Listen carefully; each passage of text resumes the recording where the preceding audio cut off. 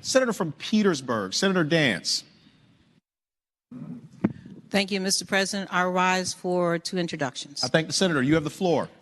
Thank you, Mr. President. Visiting us today in the gallery are a large delegation of women. And there are two groups, but I'm going to take the liberty, Mr. President, to introduce them as one because they are definitely here as one group, one interest that they share. On Sunday in Central Virginia, there was a recognition of Women's Equality Day. And actually, there are about 10 events across the state of Virginia.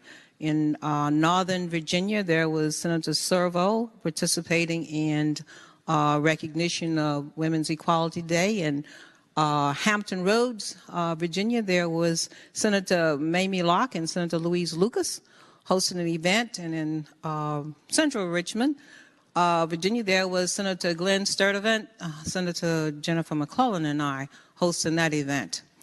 And the main focus was how these women that were gathered there began their work, and that was through the Suffrage March that was held in 1913 that would give women the right to vote.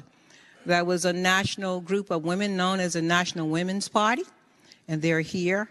But there was also another not so well-known group, was the group of African-American women that marched in that suffrage march, and they were the women of Delta Sigma Theta Sorority Incorporated. They too formed that year, and at 6 weeks in, they made their first civic duty as one to march as a part, carrying their banner of the National Women's Party's suffrage march that subsequently gave women the right to vote. Those ladies joined forces over 100 years ago, and they were in large numbers across Virginia participating in the various events that were held recognizing Women's Equality Day. When they got the vote 100 years ago, though, they missed something important that was full equal rights, that they would be considered just as equal, probably a little bit more so, than men. Believe it or not. It's been a 100 years journey, but guess what? On Sunday, across Virginia, the commitment has been renewed that they should seal the deal and finish the job. They got the vote. Now it's all about equal rights amendment, rights for all. Women who birthed every man that we have in the world. No clapping. No clapping, my friends. No clapping. Get it, Mr. President. That's not us. But they are here today as one.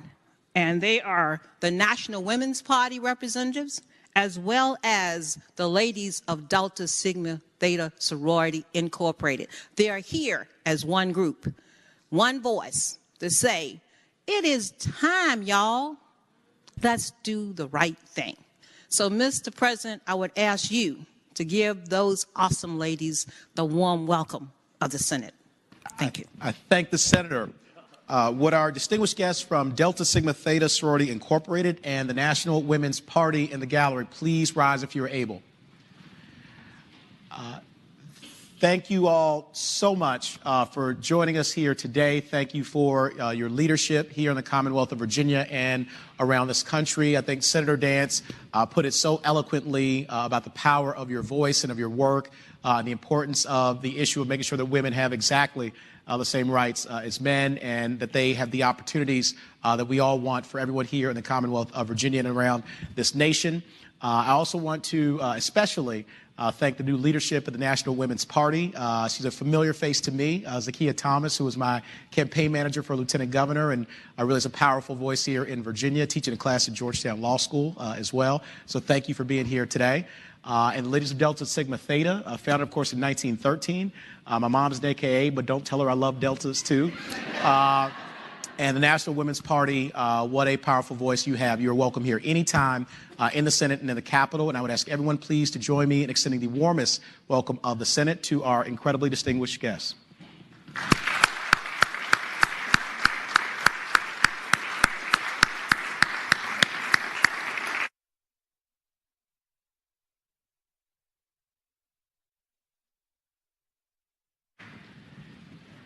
And my great leader here in the Senate and dear friend, Madam Clerk, reminds me that the great Aretha Franklin was a Delta. And I think we should recognize that as well.